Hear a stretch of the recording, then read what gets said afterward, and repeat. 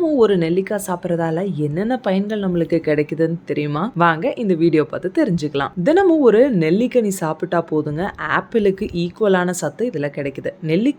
ஒரு நெல்லிக்காய் வந்து பார்த்தா 3 ஆப்பிளுக்கு சமமாமா. நெல்லிக்காயில கால்சியம், வைட்டமின் சி, புரதம் இந்த மாதிரி சத்துக்கள் அதிகமா இருக்கு. சித்த ஆயுர்வேதா இந்த மாதிரி இயற்கை மருத்துவங்கள்ல நெல்லிக்காயை தவறாம பயன்படுத்துறாங்க. வயிறு சம்பந்தப்பட்ட நோய்களை கட்டுப்படுத்துதாமா. திரிபுலா சூரணத்தை தயாரிப்புல வந்து நெல்லிக்காய்க்கு முக்கியத்துவம், குறிப்பா அதோட பங்கு அதிகமாவே இருக்கு.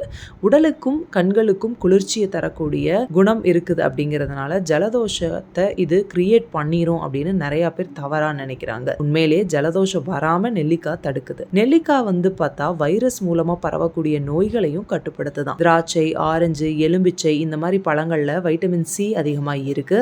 ஆனா வேற எந்த பழங்கள்லயும் இல்லாத அளவுக்கு நெல்லிக்காயில வைட்டமின் சி ரொம்பவே ஜாஸ்தி. ஒரு சின்ன நெல்லிக்காயில 600 மில்லிகிராம் வைட்டமின் சி இருக்கு. பச்சை காயா சாப்பிட்றப்பதான் நெல்லிக்காயோட சத்துக்கள் ஃபுல்லா நம்மளுக்கு கிடைக்குது. ஒரு நாளைக்கு 2 இல்ல 3 நெல்லிக்காயாவது சாப்பிடலாமா. நெல்லிக்காயில கால்சியம் சத்து நிறைய இருக்கிறதால எலும்புகள் உறுதியாகுதான். ரத்தத்துல ஹீமோகுளோபினோட அளவு அதிகரிக்க வைக்குதாமா. ரத்த சோகைக்கும் நெல்லிக்காய் நல்ல மருந்து. நெல்லிக்காய் தலைமுடைய கருமையாக, குறிப்பா ரொம்ப செழிப்பா வளர வைக்கும் அப்படிங்கறதால கூந்தல் வளர்ச்சிக்கு இது ரொம்பவே உதவுது. அது மட்டும் இல்ல, எண்ணெய் வகைகள்லயும் தலைச்சாய தயாரிப்புலையும் இது பயன்படுது. ஸோ ஹேர் டையா நிறைய பேர் இதெல்லாம் யூஸ் பண்றாங்க. டெய்லியும் ஒரு நெல்லிக்காய் சாப்பிட்டு வந்தா சர்க்கரை குறைபாட்டை வந்து கட்டுக்குள்ள கொண்டு வந்துடலாமாமா. அதிக உடல் பருமனால கஷ்டப்படுறவங்க காலையில வெறும் வயிற்றுல நெல்லிக்காய் சாற்றோட இஞ்சி சாறை சேர்த்து அரைச்சு குடிச்சிட்டு வந்தோம் அப்படின்னா கண்டிப்பா வந்து எடை குறைஞ்சு சிக்கென்ற அப்படின்ற ஒரு தோற்றத்தை நம்ம ஈஸியா பெறலாமாமா இந்த நெல்லிக்காய் மூலமா. சோ இந்த நியூஸ் உங்களுக்கு பிடிச்சிருந்துச்சுன்னா லைக் பண்ணுங்க, ஷேர் பண்ணுங்க, கமெண்ட் பண்ணுங்க. மறக்காம நம்ம சேனலை சப்ஸ்கிரைப் பண்ணிடுங்க.